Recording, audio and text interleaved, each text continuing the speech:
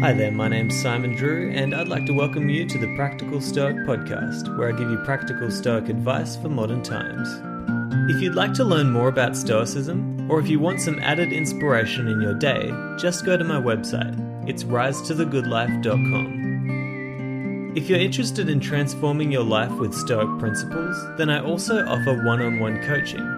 To book your first free session, just head to risetothegoodlife.com/coaching and follow the links. But for now, enjoy this episode.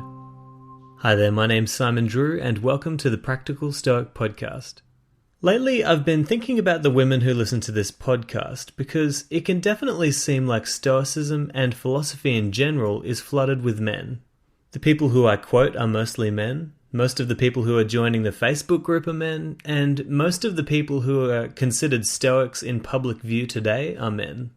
There is an overabundance of men studying, practicing, and teaching philosophy, and that's just the facts. But what you may not know is that one of the less famous Stoic philosophers, Gaius Musonius Rufus, has been empowering women to study and practice philosophy since 25 AD, almost 2,000 years ago. At a time when it was considered improper for a woman to study philosophy, or for parents to educate their daughter in the same way as their son, Musonius Rufus was calling for all women and girls to take up study and to live a life of courage, virtue, honor, and constant personal improvement.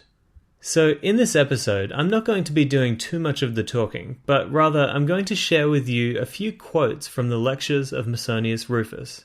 I should also give credit here to Cynthia King for her translation of these lectures.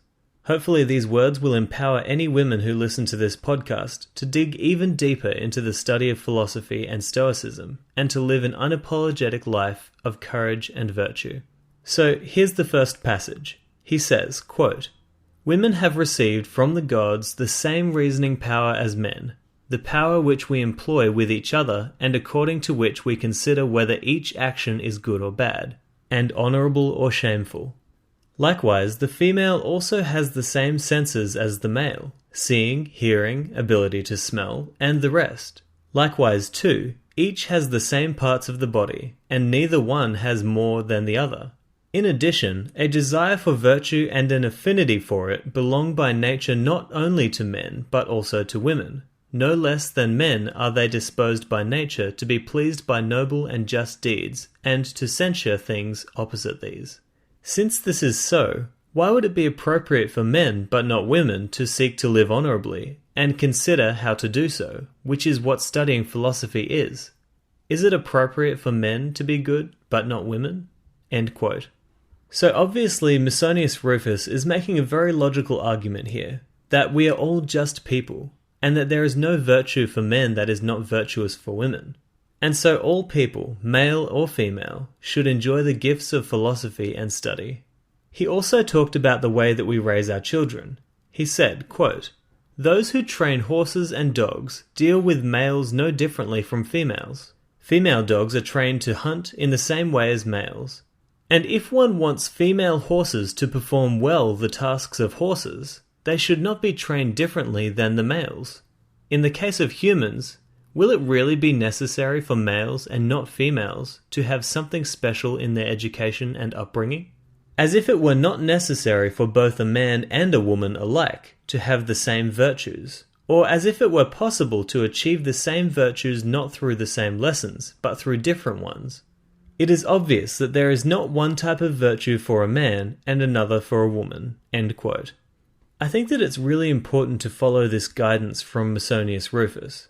If you look at the way that many parents treat their children, it's clear that the boys and girls are raised in different manners. For example, girls are often encouraged not to take risks or not to do dangerous things, and so they are brought up to be more timid and risk-averse, whereas boys are often encouraged to be risk-takers and to do potentially dangerous activities. But according to Musonius Rufus, all children, boys and girls, should be encouraged to be courageous, virtuous, and intelligent. He even said the following, quote, "Some might say that courage is an appropriate characteristic for men only, but this is not so. It is also necessary for a woman, at least for a most noble one, to be courageous and free from cowardice, so that she is overcome neither by pain nor by fear." Indeed, women must also be ready to put up a fight, unless they don't mind appearing inferior to the hens and other female birds, which fight with animals much bigger than they are on behalf of their chicks. How then could women not need courage? The tribes of Amazons, when they overthrew many peoples with weapons, showed that women can participate in armed conflict. So if some women lack courage, it is from lack of practice rather than from courage not being an innate quality." End quote. So all people, men and women, should practice the virtue of courage, and should seek a life of philosophy. Virtues are not given as a result of a person's sex, but rather they are cultivated through practice. I want to share one last quote from Musonius Rufus, because it really ties it all together. He says, quote, "The doctrine of the philosophers encourages a woman to be happy and to rely on herself." End quote. Philosophy is for everyone, including women, and it is intended to teach us how we can live a fulfilled and happy life, one of self-reliance, courage, and personal growth.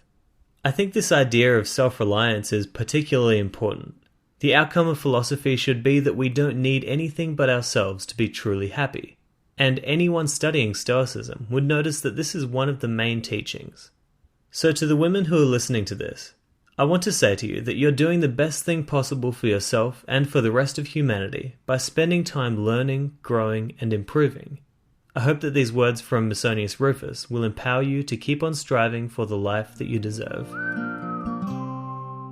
Hey there, thank you so much for listening to this episode. I appreciate the time that you're putting in, and I just want to remind you of a few things. Firstly, if you haven't already joined the Facebook group, then just search on Facebook Practical Stoic Mastermind, and you'll find us right there. And then you can just add yourself there, and I'll approve it, and you can start getting involved in the conversations that we're having.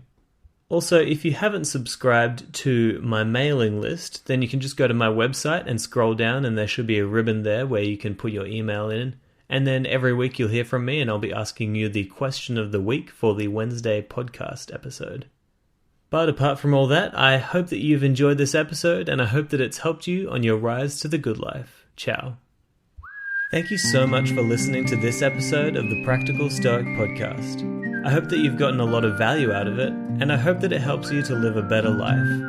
If you have enjoyed the podcast, then don't forget to subscribe so that you'll be the first to know when there are new episodes.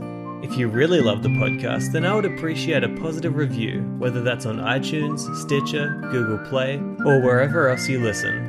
Don't forget that if you're interested in one-on-one Stoic coaching, then you can head to risetothegoodlife.com/coaching to book your first free session today.